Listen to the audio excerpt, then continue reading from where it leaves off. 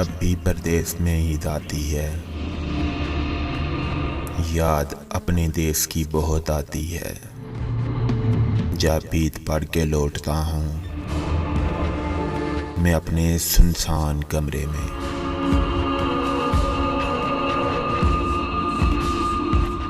याद अपने घर की दहलीज आती है, जहाँ जब मैं ईद पढ़ के आता था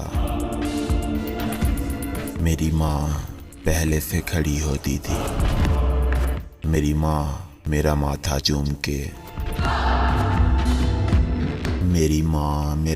चूम के मुझे ईद मुबारक कहती थी और खूब दुआएं देती थी। आज भी मेरी माँ उस दहलीज पे बैठी होगी और जब सब ईद पढ़ के घर लौट आए होंगे, मेरी माँ की आंखों में आंसू आ गए होंगे।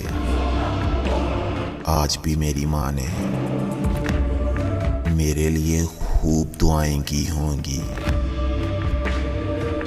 फिर सारा दिन गुमसुम होके ईद गुजारी होगी।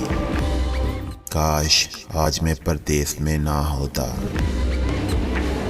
काश आज मैं परदेस में ना होता, काश आज मैं अपने देश में होता और आज भी मेरी माँ ने मेरा माथा चूम के मुझे ईद मुबारक कहा होता।